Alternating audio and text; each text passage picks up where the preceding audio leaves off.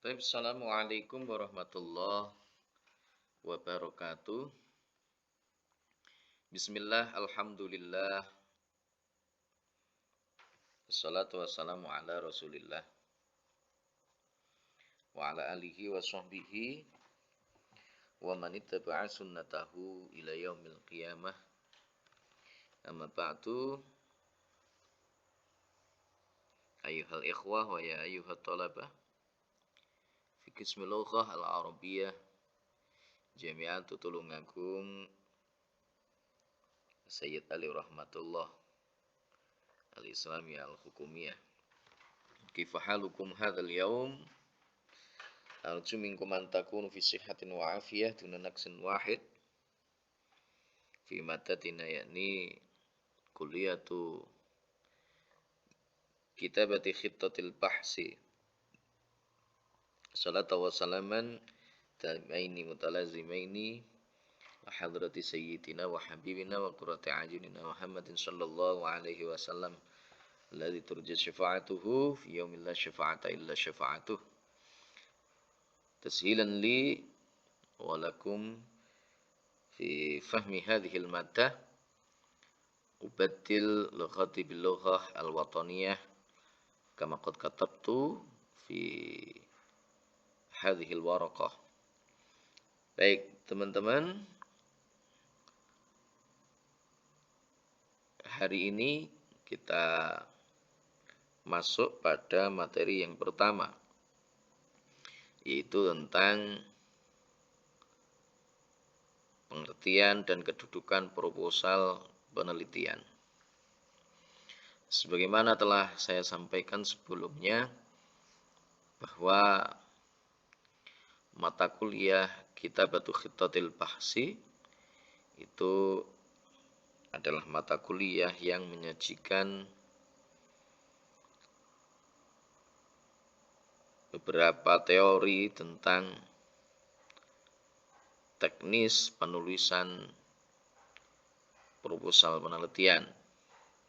Oleh karena itu ada pengantar terlebih dahulu yang saya berikan berkenaan dengan proposal penelitian.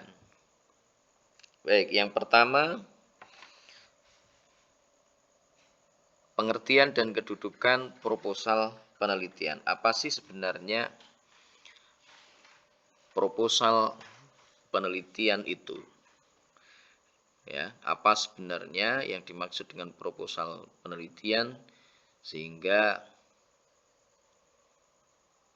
ada mata kuliah khusus, mata kuliah yang disajikan untuk memahami, mengerti, sekaligus bisa mempraktekkan penulisan dan juga penyusunan terhadap proposal itu.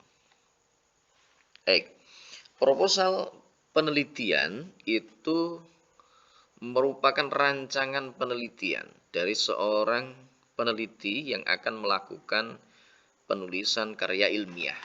Jadi teman-teman semua, di dalam dunia akademik, dunia perguruan tinggi, ini kita tidak bisa dilepaskan dari penelitian. Itu tidak bisa dilepaskan dari penelitian. Jadi apa yang membedakan antara masyarakat secara umum, masyarakat awam dengan masyarakat akademik? Yang membedakan termasuk diantaranya yang paling utama adalah bahwa di dalam masyarakat akademik itu ada yang namanya penelitian. Nah, proposal penelitian itu merupakan rancangan, ya, rancangan yang disusun oleh seorang peneliti yang hendak melakukan penulisan terhadap karya ilmiah, ya, yang hendak melakukan penulisan karya ilmiah. Nah, peneliti ini tentunya bisa dari unsur mahasiswa, bisa dari unsur dosen dalam perguruan tinggi, bisa juga misalkan di situ para pemangku kebijakan.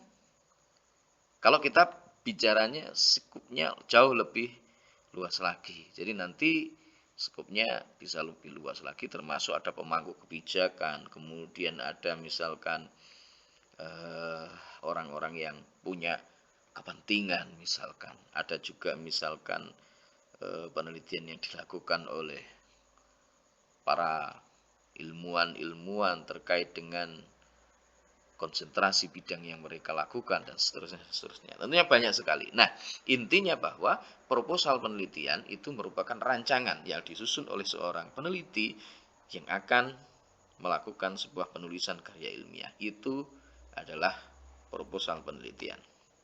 Nah, proposal penelitian itu merupakan bukti yang menunjukkan bahwa seorang peneliti memiliki kemampuan dalam merancang dan mengembangkan keilmuan dalam bidang tertentu.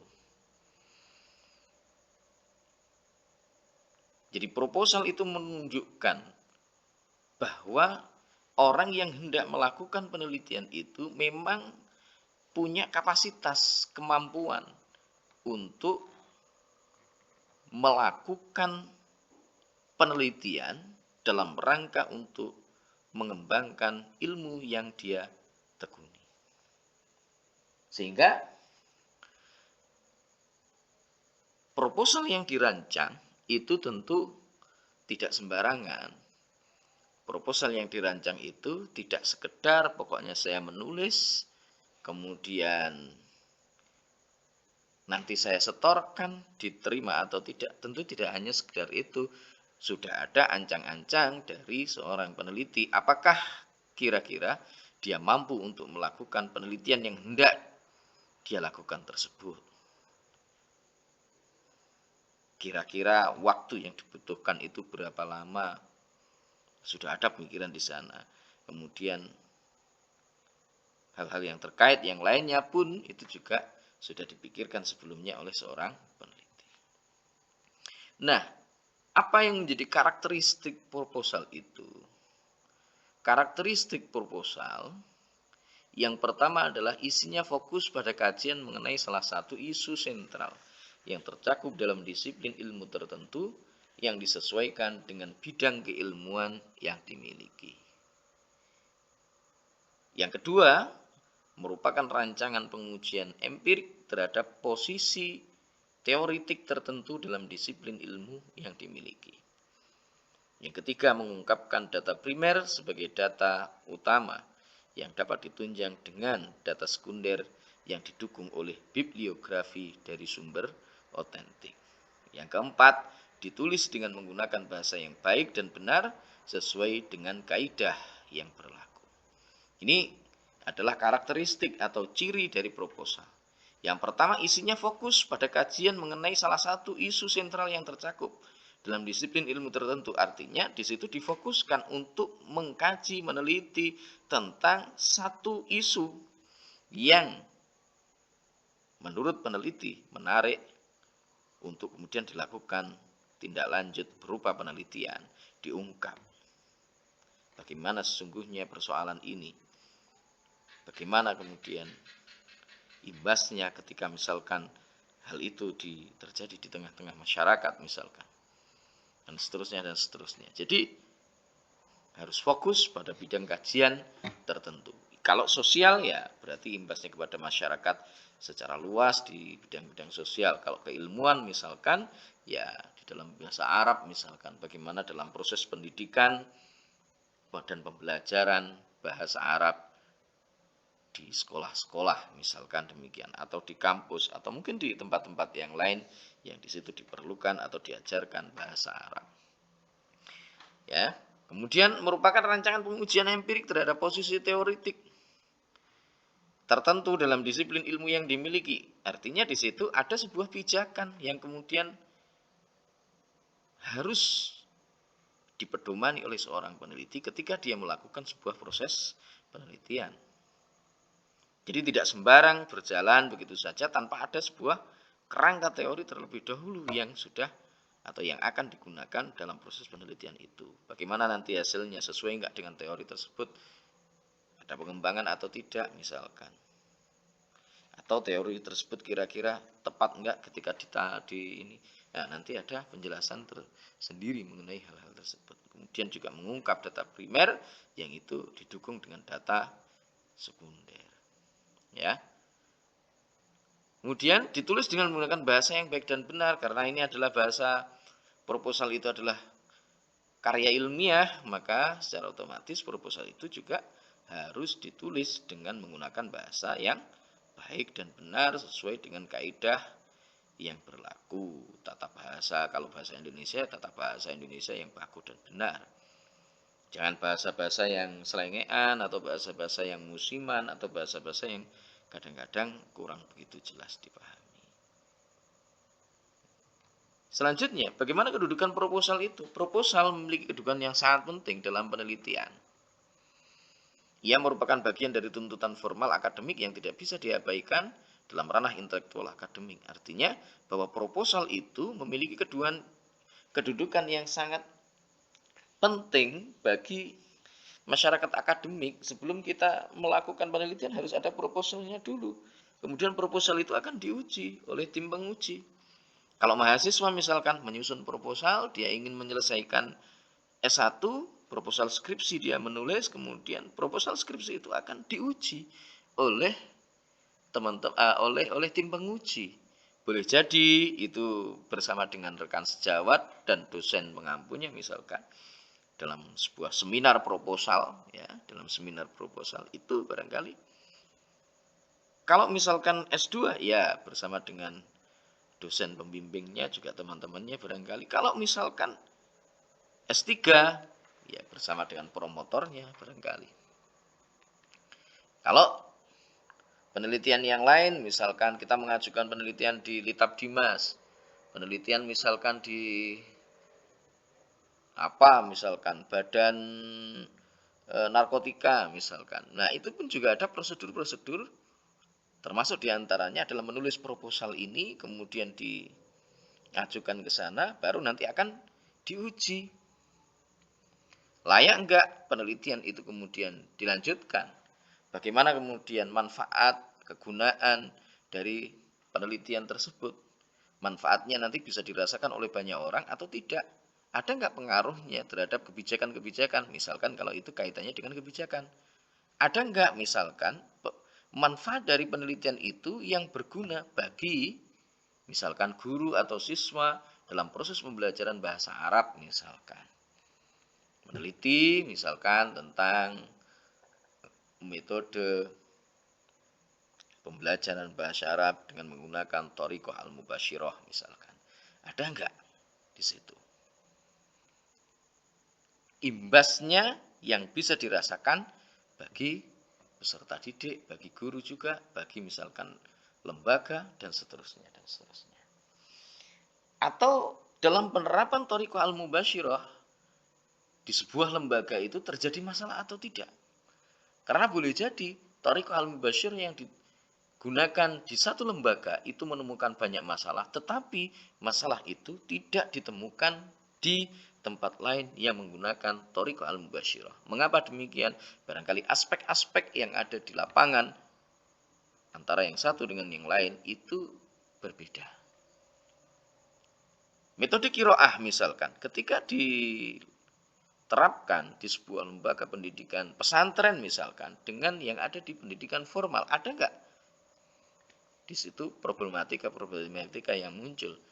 Lebih banyak mana problematika yang berkembang? Sama tidak karakteristik dari masing-masing persoalan yang muncul dari metode penerapan metode tersebut. Ini barangkali akan berbeda satu dengan yang lainnya. Nah, maka disinilah proposal memiliki sebuah kedudukan yang sangat penting karena nanti proposal itu akan diuji oleh tim yang menyeleksi apakah layak tidaknya proposal itu kemudian dilanjutkan. Apa gunanya proposal? Satu, sarana untuk mengungkapkan gagasan dan pikiran secara sistematis sesuai dengan kaidah-kaidah keilmuan. Orang bicara itu bisa, ngalor ngidul ngitan ngulon kemana-mana itu bisa. Tetapi belum tentu dia bisa menulis dengan sistematis, dengan baik dan benar. Maka gagasan itu perlu kemudian ditulis secara sistematis sesuai dengan kaidah keilmuan. Lewatnya apa? Proposal itu. Kemudian yang kedua, sarana komunikasi hasil-hasil penelitian ilmiah dan masyarakat akademiknya yang siap diuji secara terbuka dan objektif serta mendapatkan koreksi dan kritik dari masyarakat akademik. Jadi begitu orang bikin proposal, kemudian diseminarkan, hasilnya nanti juga akan diseminarkan lagi misalkan, di tengah-tengah proses akan ada evaluasi dari tim misalkan, maka di situ ada sebuah ruang komunikasi yang terbuka antara masyarakat-masyarakat akademik dengan peneliti. Kemudian yang ketiga, sarana menyajikan nilai-nilai praktis maupun teoritis dari hasil kajian dan rancangan penelitian ilmiah. Jadi begitu nanti Anda menulis proposal, secara otomatis Anda juga akan menyajikan